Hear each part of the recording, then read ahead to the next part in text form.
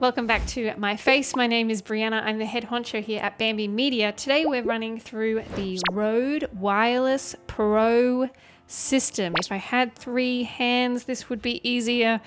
Okay, so we've got a receiver and we've got 2 transmitters, which are the microphones. In this video, I've been planning it for quite a while, so I've taken it on a bunch of different locations. So in here, in my home studio, at the beach, on a train, in a hotel, and in a park. When I was recording with my iPhone, so that would be the park, the beach, or the train, it was just my trusty iPhone 14 Pro, and I attached this, which is the receiver, onto the back of the device using the magnetic clip that actually just attaches to the back of this. So then that attaches to the back of this. You put this on here, and then you use the cable that's included in the Rode Wireless Pro setup to attach this to your receiver. That's all I did, and then I just used the camera app on my phone to record audio and video at the same time.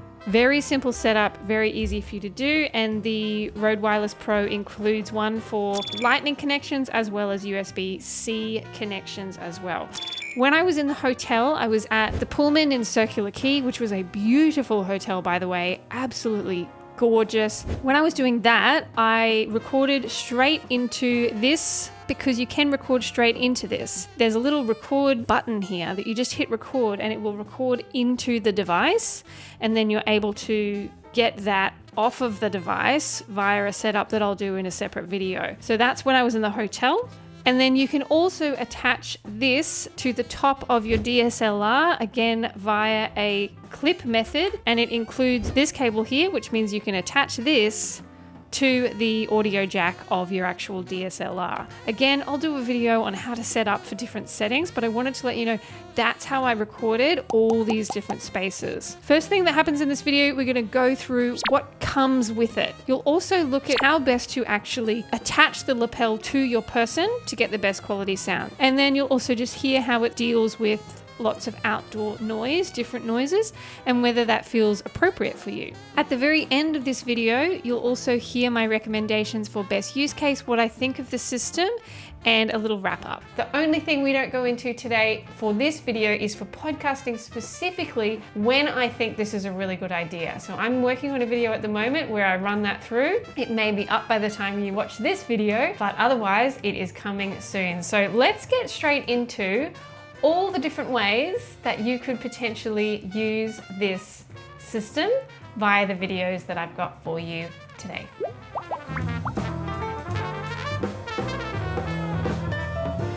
What's included in the actual box, which in this case is 2 little boxes for the Rode Wireless Pro system. So they come in these carry cases, which are very high quality. Let me just say that I've taken this on planes, I've chucked it in the bottom of my bag, and I haven't felt like I've needed to be really careful with them because they're such sturdy little cases that they come in. This one here has a receiver and 2 transmitters. So the receiver is the thing that you would put onto the front of your camera, attach it to your phone, wherever you're wanting to put it, and that actually receives the microphone input from the 2 transmitters. In the other case, you can see we've got all the lapel wires. So lapels can actually be attached to those transmitters, which will give you a different sound and allow it to be a little bit more discreet, which we will go into in this video as it goes further along. It gives you a few different connection types via the leads. You've got one that can be attached to an older phone like an iPhone 14 or below, and then you've got the USB-C options as well there. You also have magnetic attachments that make it easy for it to magnet onto the back of a iPhone that has a magnet back. You've got wind socks that can be attached to the devices as well, especially for when you're outdoors and you're wanting to minimize that kind of wind sound that you hear. There's also a connection point there, which is that little red lead that you can see that allows you to attach the receiver onto your actual camera itself. And overall, a minimal amount of packaging, which to me is a very big feature. I hate lots of plastic. I really hate it. So there's just a little small amount there that you can see that it ships with, and the rest is just as is in the actual casing. This one here that you can see is the actual receiver, and then there are 2 transmitters next to it. So we've got 2 microphones and then a transmitter. This is perfect if you're wanting to do a host and guest type situation, and it makes it very easy to work with. You can see via the receiver when you're getting an audio level. As you can see, I'm talking into one now and it's showing up on channel 2. Now I'm going to show you how to set up the lapel. So it comes with a little tiny windsock which attaches to the top of the microphone, and then there's this little clip that you attach that you kind of have to play with a little bit. It's a bit fiddly, and also it's a little bit plasticky for my tastes. It doesn't feel super strong. It doesn't feel as sturdy as I would like it to feel. Lapels are always a little bit fiddly just because you're working with such a small device. The lapel input lead attaches there to the Rode transmitter, and you actually need to turn it to connect it properly. It needs to screw in, and then you'll start to hear sound as that comes through.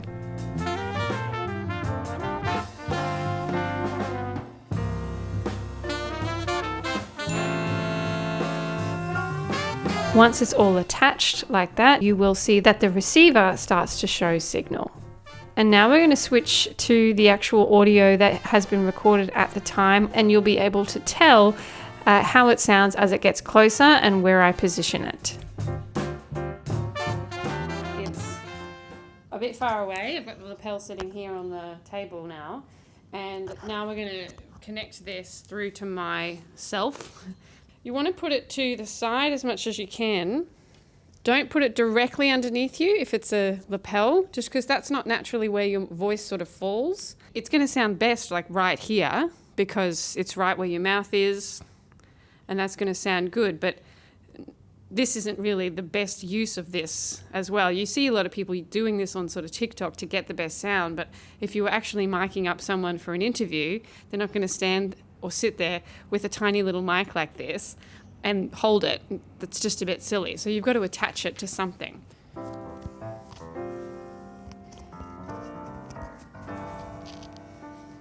Now see how if I do that, see how it's actually off to the wrong side, which is something that people do quite a bit. They'll position it actually in the wrong place for where their mouth actually is.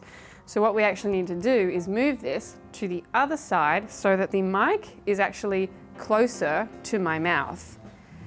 The other thing to remember with lapels as well is because I've got long hair, if you've got a lapel and then that's over this, all the movement of your hair is going to get picked up on this lapel, any little movement that you have. So if you've got someone you're working with which does have long hair, you need to move the hair and make sure that it stays away. So now we're going to position this again, and we're going to move it around to the place that's going to be much better suited, and then you can hear hopefully the differences between the wrong side and the right side.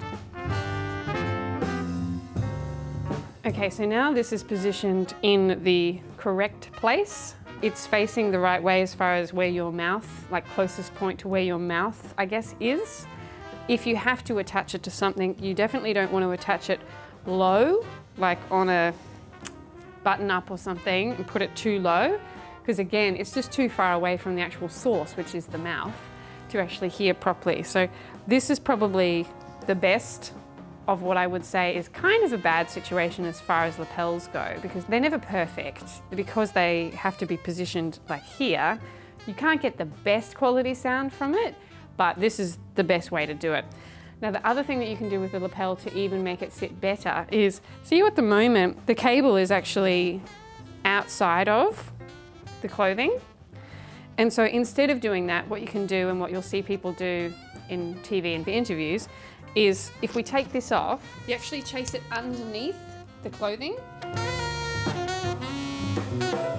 Now it's not obscuring anything, okay? So it looks good, it's kind of small, it's not in the way, And then you've got the lead chasing inside of the clothing, meaning that it then doesn't even look like there's a lead attached to it. This is the best way to have a lapel attached to you or to your guest. Try and angle it, especially if it's a guest, and let's say you're here on this part of the couch and the guest is over here. If you've positioned it here, they're talking to you here, okay, so they're looking at you. That's the best because their mouth is actually even closer from that position. So if you're making sure that wherever the microphone is placed, their head is also going to be naturally going that way, then that's going to be the best possible situation for the lapel as well. Now at the moment, I just have the transmitter on my actual lap. So you can see over here, hello. If they were standing up, or if you wanted to be standing up and you wanted to attach it to something, then the good thing is that this lead is quite long. So you can attach it to wherever you want. I'll put it on my pocket, like that, okay. And then because I'm wearing a poncho. I think it's this poncho. I mean, it's impossible to be unhappy in a poncho. Because I have a poncho on. Okay, the transmitter is in here. We've got a little bit of this lead coming out the bottom. Okay, I can bring that in. These are pretty sturdy, so you could just put that in your pocket, like that, and then have that over. So that's if you have a long jumper or something like that. The other thing that you can do is actually take it around to the back of you, okay, and you can put it in your butt or on your belt loop. You can attach it there and then have that come around and again just kind of push the lead in a little bit there. So if you've got just a shorter shirt, you can sort of do something like that. And the thing is that if it's at the back, then again, you won't really be able to see it. You could actually chase it through the back of your clothing and all the way through to here as well, so that the lapel is really very minimal and still capturing a really good quality sound. The other thing that a lot of people do is they actually don't use the lapel at all. They actually just use this, which you can do. I don't think it's as good. It's a little bit more fiddly to do exactly what I just did there, but this is the most sort of low-key version, right? So that it's not very noticeable that you have a mic actually attached to you. If you unplug this now, so if we swivel this around and take it out, we hear a change. So now you'll hear a different sound because it's just the mic that's actually on this. And you can actually see the mic here. That there is the microphone when there's nothing attached to it.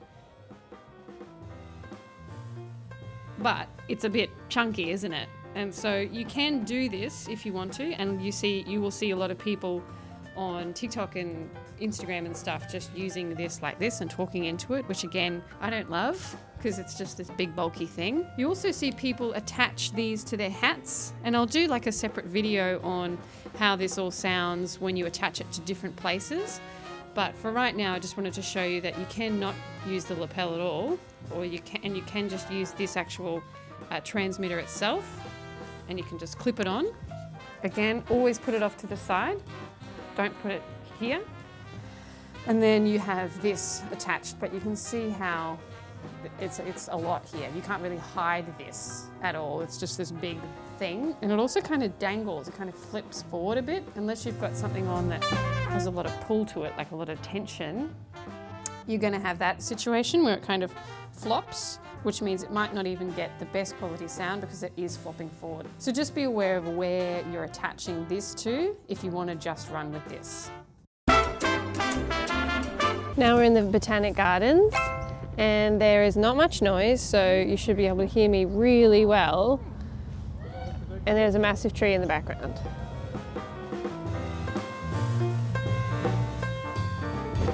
Now we're going to do a test where I go back as far as I can and we're going to see how it performs. And I'm going to keep talking. So this is me. I'm in Bar right now. Winter in Australia. We've been having some good times with the family. I'm going to just keep talking. Seems to be pretty good. In Australia, we have beautiful beaches. East coast of Australia. It's a really nice climate. I enjoy it. It's funny walking backwards with people. So now I'm like, I don't know, 50, 100 meters? No, it wouldn't be 100 meters. 5 meters, 3, 2, 1, and I'm right back. Okay, now we're testing out this microphone on a train. Floppy lapel. It is floppy. I'm listening to how much of the train you can hear versus how much of me you can hear. The train isn't particularly noisy. Someone talking in the background while you're trying to record. Yeah, someone talking in the background is good.